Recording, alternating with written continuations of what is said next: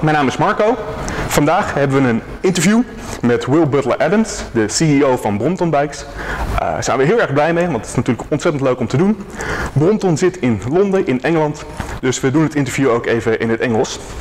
Will, good morning. Good morning. Thank you so much for your time. We are very excited to have you today for an interview.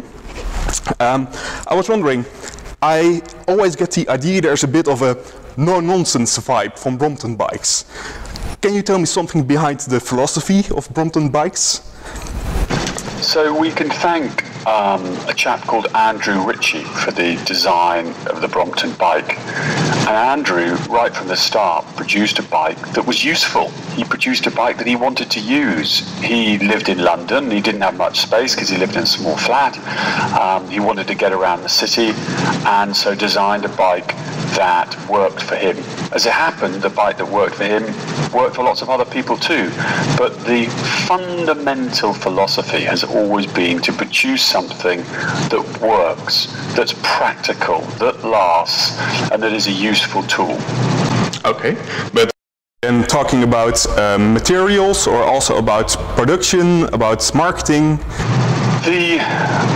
If you want something that is, I mean, today we have a world where people design in obsolescence. You buy a Hoover, you buy a dishwasher, and 3 years later the thing's broken and you find some tiny little part that's broken, and the guy goes, oh yeah, sorry, yeah, it's broken, you're going to have to get a new one. You're like, what? This is a tiny little part. Surely I can fix it. No, it's going to cost you too much, you have to get a new one, or they don't have the spare parts. We make a bike that is made of steel, that is brazed. Two things that are rarely used today, but we use them because it means the bike is extremely strong and lasts a long time. We have spares that will go back 20 years, so there are bikes that are 20 years old and all of the spares are there to keep the bike going, because our philosophy is to create something that lasts, and there's so few things today.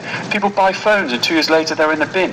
People buy tons of rubbish and they wonder why they ever bought it. We hope with our product they buy it, and then after 3 years they're still using it, after 8 years they love it, they've been on adventures, and that means that we will have a strong brand because the product actually delivers right over the lifetime of the product. Mm-hmm. Yeah, for how long does Brompton exist at this time? Well, it depends. We have a guarantee for 5 years on the frame, which doesn't sound like much, but we have some people who are, rugby players, rowers who weigh, 15 stone and they're riding 10, 15 miles every day to work. Their bike might last 10, 12 years. We have some people who are using our bike in Asia and they use it at the weekend. They will never have a problem with their bike. Their bike will last for generations. So when you're designing a product, you're designing it not for the majority, but you're designing it for the minority. You're designing it for the tiny proportion of very athletic, using it every single day, 10, 20 miles a day. So you need to make something that's strong, but obviously we're trying to make it light because you have to lift it. So it's a perennial challenge. But it's in terms of bikes that are out there, folding bikes that really work, we are pretty confident that we have the one that is the strongest and longest living. Mm-hmm. Since you are a folding bike company, is it hard to earn your place in, well, the world of cycling? Because folding bikes from in the past, they don't always have that good of an image. I think we're not that bothered about the industry. We've never been worried about having enormous stands and being all trendy. We're just interested in making a product that works. Most of our customers aren't cyclists anyway. They're just people who live in cities and don't have that much space and want the enjoyment of a product that makes their life a bit more enjoyable. Mm-hmm. So we're just obsessed with making a great product, and the people who will tell us whether we've done a good job or not is our customer. Not so worried about the industry. It's our customer, and the customer who's had the bike for 5 years, are they being well looked after? Because we don't do any direct selling. We're obsessed with a dealer looking after our customer, and a good bike isn't a bike you get the day you buy it. It's when there's a problem, someone's there to look after you because you rely on the bike and you use it all the time. You don't want it to fail. Yeah. So we're not that interested in the industry, we're interested in our customer. Okay, yeah. And can you tell me why it is so important to use a bike in a urban environment? Well, I'm speaking to you and you're in the Netherlands, and that's an inspiration for us up over here in the UK. And it's really an inspiration and should be an inspiration globally, because increasingly we are seeing net migration to cities all over the world. We have created, probably not by design, but more by just time. It's just occurred. We have created a world of cities, and people are moving to cities. In some ways that's positive because it's a small area where everyone's living, so you can manage that. But the problem is we haven't managed it, and we've created a society where living in cities, for many cities, it is a really unpleasant experience, with congestion, with air pollution, with people not taking a great deal of exercise, particularly as we all spend all day on the computer. So the irony is, and this isn't the case in the Netherlands, because the bicycle from the 70s has been really driven how people live. But in the rest of the world, you know, from the 50s, the bicycle was, we said goodbye to the bicycle because that was what a poor man rode, and, you know, we all want to drive a car.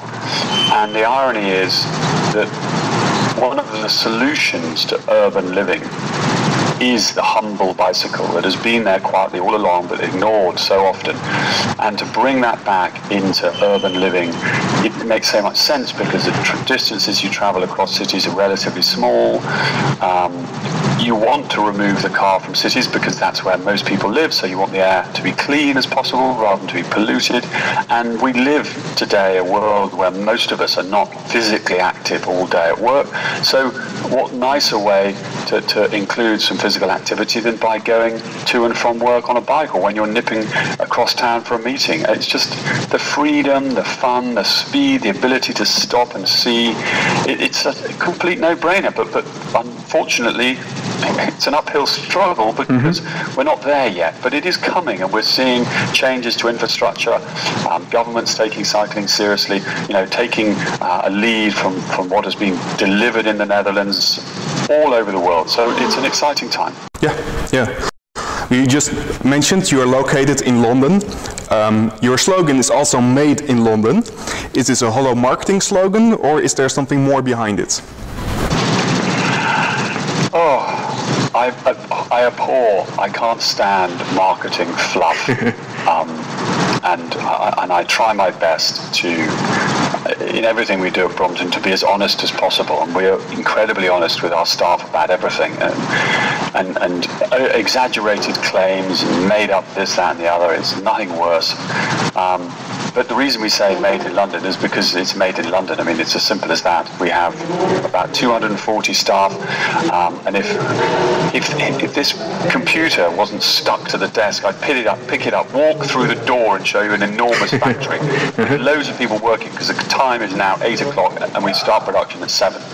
So, and when the thing is, it's really weird in the industry, because everybody seems to outsource frame making, and they might assemble it if you're lucky, but the frame making, somebody else does that.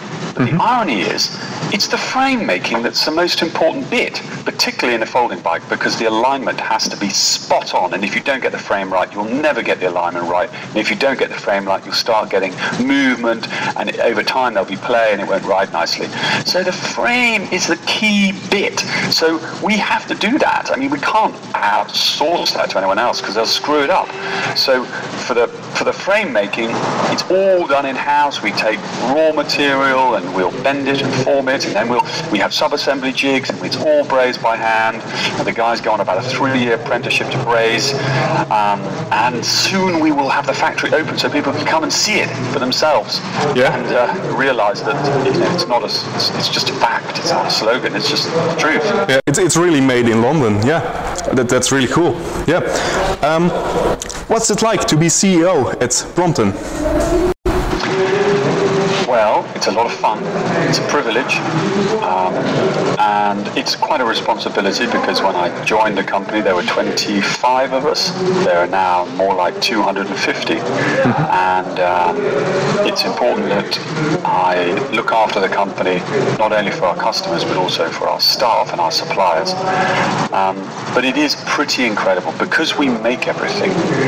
I mean, we make the jigs, we make the fixtures, we have 3D printers, we have some of the best designers, we have very powerful computers, we have testing equipment. I mean, you know, it's like a sort of children's dream. We can make anything we like, and if we want to experiment, we just say, hey, let's try this, let's make a prototype, let's give it a go. And we're doing luggage, and it's just, it's such fun. Not everything works, sometimes it doesn't work, but we find out, we try, and then if it works, we go, great, let's do a bit more of that. Cool, yeah.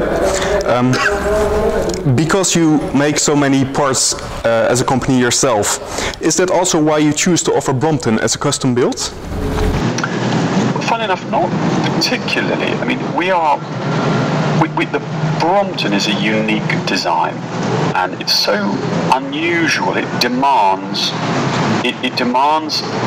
parts that are made specifically for it. In the early days, Andrew used children's parts. There's only things he could get hold of. He didn't have any money, so he used children's bike wheels, children's bike brakes, and they were awful, but that's all he had. Over time, as the company's got bigger, we've designed our own. So the brakes are our own design, the cranks our own design, the derailleur, the hub gear, the extrusion for the rim is our own design.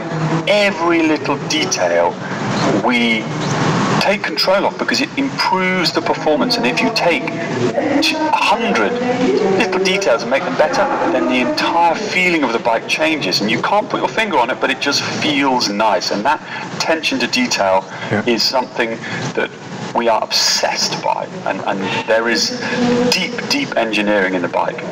With respect to made for you, respect for making your own bike, that comes from really our customer demand.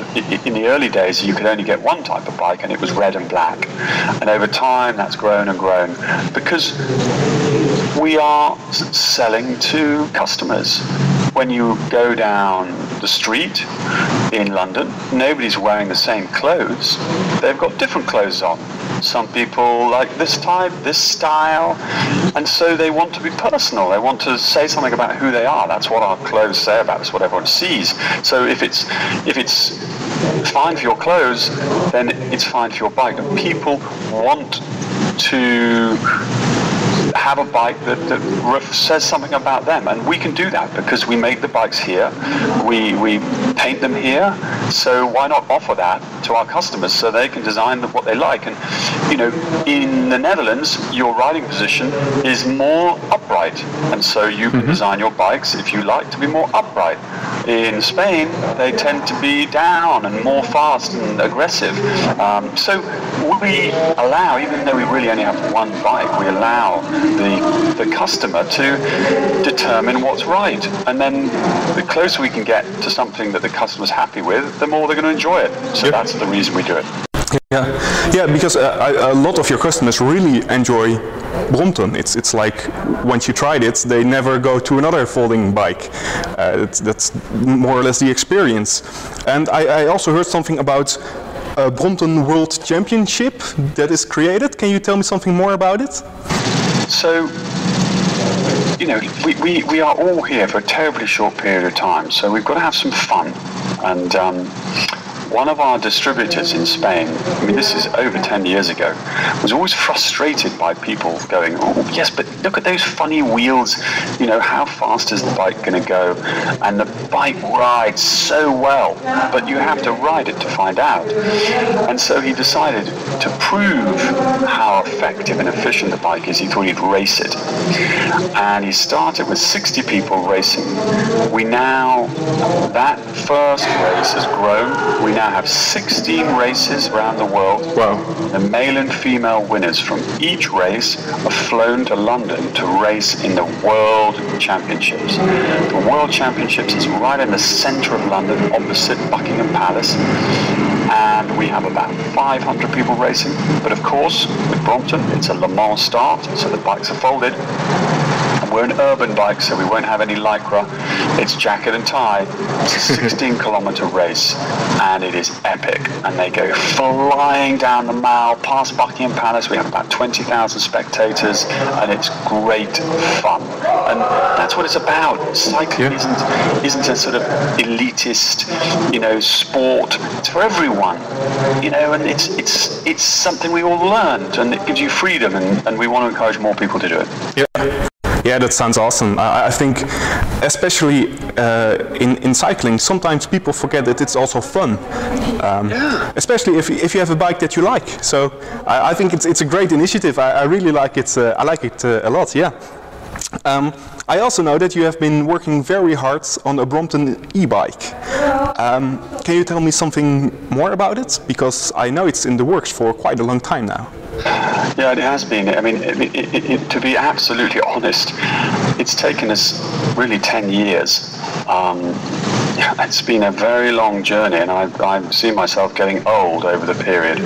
But we initially started by we saw there was an opportunity, and initially we tried to develop the drive system. We couldn't put a normal drive system on the Brompton. They're too heavy, they're too bulky. So right from the outset, we knew we had to design our own. Designing a drive system that is small enough, light enough, compact enough to fit on a Brompton is a seriously difficult job. We spent 6 years with a partner, and eventually we had to withdraw because it was too difficult for them, and we hit a technical impassability, and it was a real blow. But we have to extract ourselves and start all over again. We learnt a lot from it, but we had to start all over again. We went closer to home, and we've spent the last 4 years working with Williams, the F1 team, and taking the KERS technology out of their F1 cars, shrinking it and evolving it and getting it into our bike. But we are very close to having something that is quite exciting, and it works. It's no good having a folding bike with an electric drive in it you can't lift, or that your arm falls off. I mean, even the thing that we're producing, I would love it to be lighter, but it's about as light as you can get today, and still deliver the support that you need. So it is very exciting. I definitely want one, and hopefully we will be launching it quite soon. Yeah. Okay. Well, we look forward to it anyway, and we'll see it when it gets here. Maybe on a more personal note, but is there anything you like to change or add to this world? Well,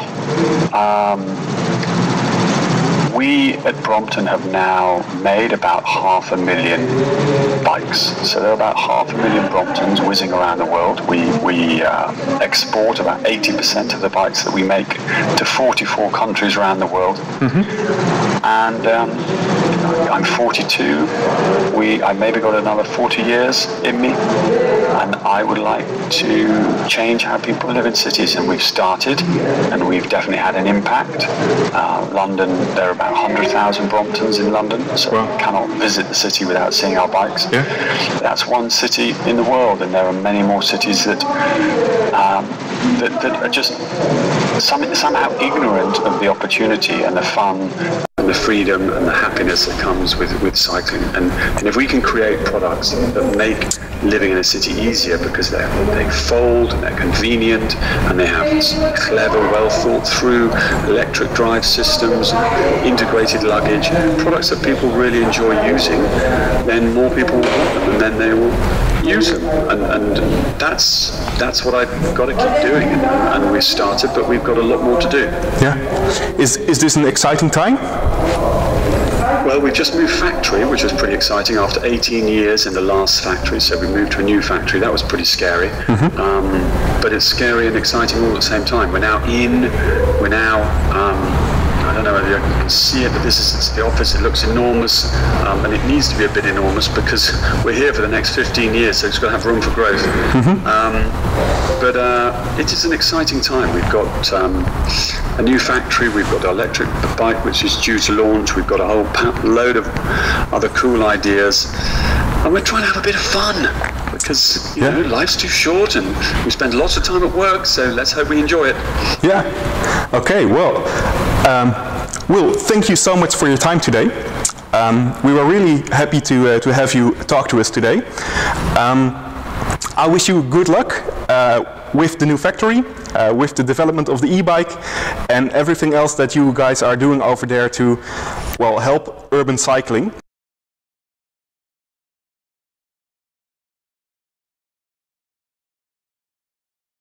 Vond je deze video leuk? Klik dan op like en abonneer je op ons kanaal. Dan hoef je nooit meer een video te missen. Bekijk ook onze Facebookpagina en onze website.